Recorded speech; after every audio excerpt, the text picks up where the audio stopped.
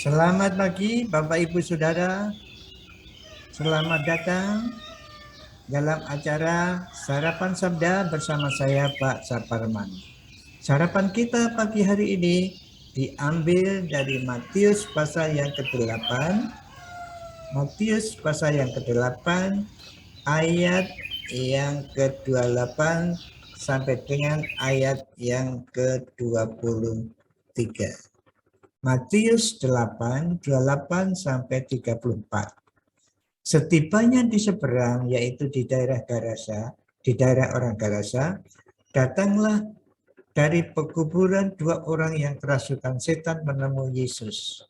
Mereka sangat berbahaya, sehingga tidak seorang pun yang berani melalui jalan itu.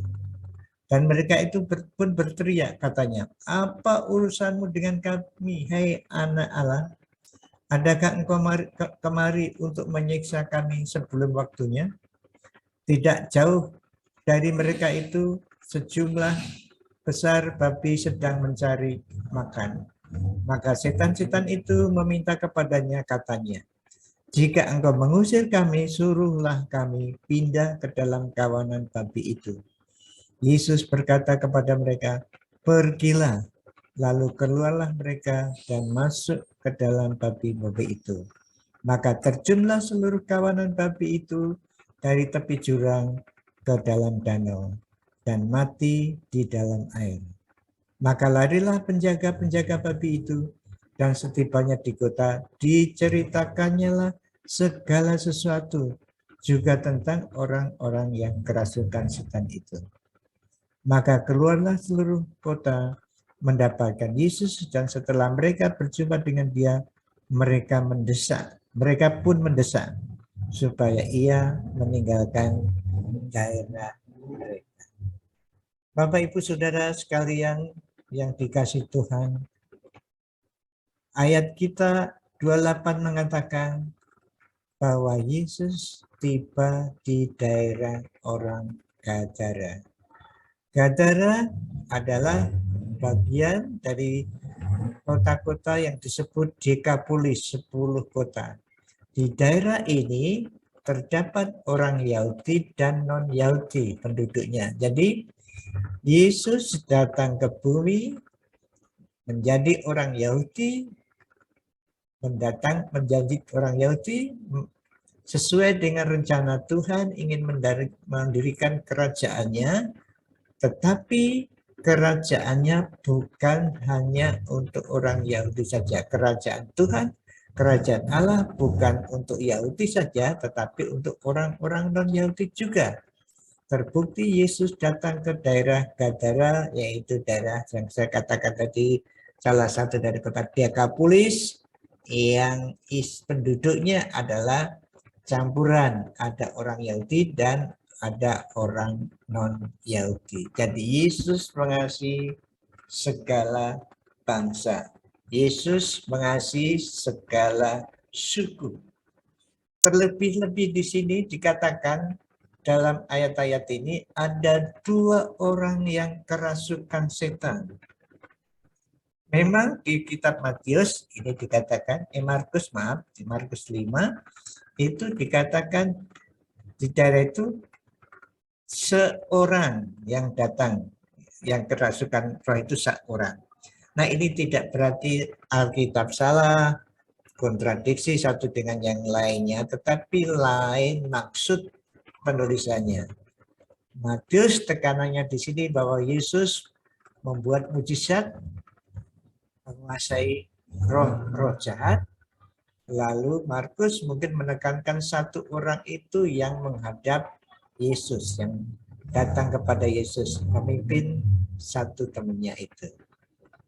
Jadi saudaraku yang dikasih Tuhan, ayat-ayat sebelumnya Tuhan Yesus menguasai penyakit jasmani, lalu Tuhan Yesus juga menguasai alam semesta. Sekarang ditekankan Tuhan Yesus menguasai roh-roh jahat. Roh-roh jahat di bawah kuasanya.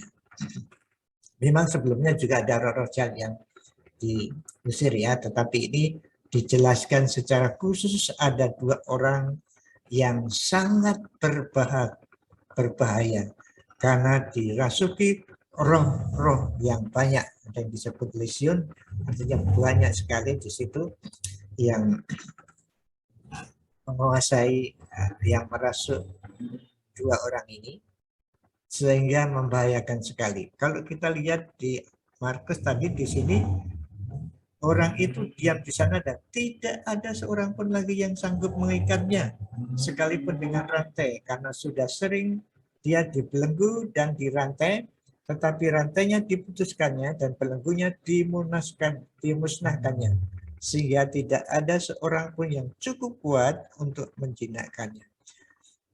Ada kuasa yang lebih dari manusia biasa, yaitu kekuatan roh jahat. Roh jahat itu memang kuat sekali. Tetapi jangan takut, sekuat-kuatnya roh jahat masih tunduk kepada kuasa Yesus Kristus.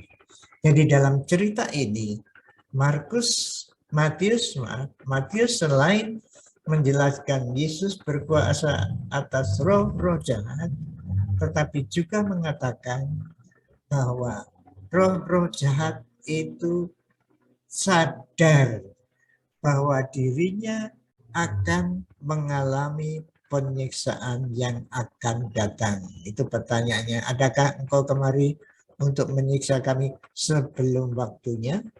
Jadi roh-roh jahat itu roh-roh yang sudah sadar akan masa depannya nanti disiksa oleh Tuhan karena pemberontak terhadap Allah yang Maha Kuasa.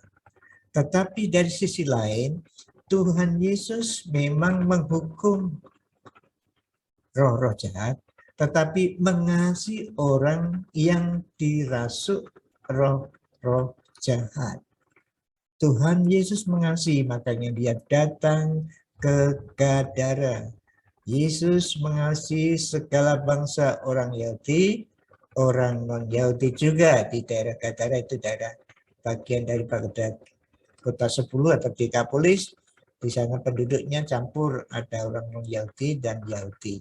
Disinilah Yesus datang. Yesus datang mengasihi semua bangsa, Yahudi, non-Yahudi, tapi juga mengasihi etnis suku-suku apapun dikasih Tuhan. Tapi juga Tuhan Yesus mengasihi pribadi, lepas pribadi, orang-orang yang takut juga dikasih. Nanti ada penjelasan berikutnya, yaitu orang-orang yang takut kepada 2 orang yang dirasuk roh jahat ini. Tapi orang yang dirasuk roh jahat ini dikasih Tuhan juga, dan dia dilepaskan dari kuasa ini. Saudaraku yang dikasih Tuhan, mari kita menyadari yang pertama, roh-roh jahat itu takluk kepada Tuhan Yesus.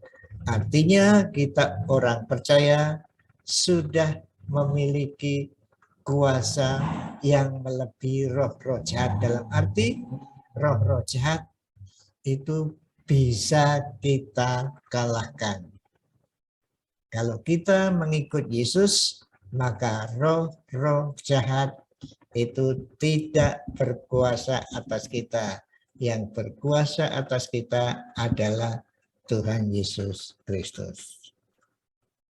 Kalau orang percaya kepada Tuhan Yesus karena didiami Roh Kudus, maka tidak ada orang Kristen yang benar-benar, maksud saya yang percaya kepada Tuhan Yesus sebagai Tuhan, sebagai juru selamatnya secara pribadi, didiami oleh Roh Kudus, sehingga roh-roh jahat tidak bisa masuk ke dalam orang percaya. Tetapi memang roh-roh jahat bisa menggodai, mempengaruhi kita, menggoda kita. Tetapi kita ingat, kita bersama Yesus bisa mengalahkan roh-roh jahat itu. Berikutnya, Tuhan Yesus mengasihi orang yang dirasuk roh jahat. Orang-orang yang ditakuti orang-orang lain. Marilah kita juga mengasihi orang yang seperti itu, yang jiwanya direnggut oleh roh-roh jahat. Orang-orang lain takut.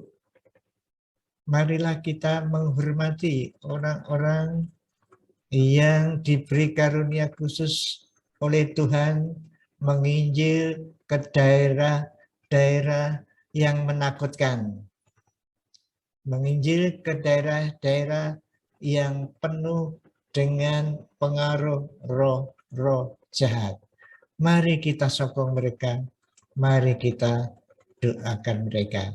Pagi hari ini, mari kita sadar, kita menang atas roh-roh jahat. Kita bersama Yesus mengasihi, menolong orang-orang yang kerasukan roh jahat. Kita mengasihi orang-orang yang diutus Tuhan untuk pergi ke tempat-tempat di mana orang-orang takut ke sana. Mari kita doakan mereka, kita sokong mereka. Ya Bapa kami yang di surga, terima kasih atas pengajaran-Mu pada pagi hari ini. Sesungguhnya Engkau menguasai segala kuasa yang di bumi maupun di luar bumi. Dalam hal ini menguasai roh-roh jahat. Kami yang percaya kepadamu, berilah keyakinan bahwa kami akan menang terhadap roh-roh jahat, bisa mengatasi pengaruh roh-roh jahat yang kami hadapi dalam kehidupan kami sehari-hari. Tolonglah kami juga mengasihi orang yang Tuhan utus untuk pekerjaan menginjili orang-orang yang ditakuti oleh orang-orang lain, orang-orang yang berbahaya, orang-orang yang dirasuk setan. Terima kasih Tuhan, Tuhan telah mengutus orang-orang seperti ini. Dan kami yang tidak bisa melakukan hal ini, Tuhan tolonglah kami bisa mendoakan mereka dan mendukung mereka. Terima kasih Tuhan. Terima kasih dalam nama Tuhan Yesus. Amin. Selamat beraktivitas. Tuhan Yesus memberkati. Amin.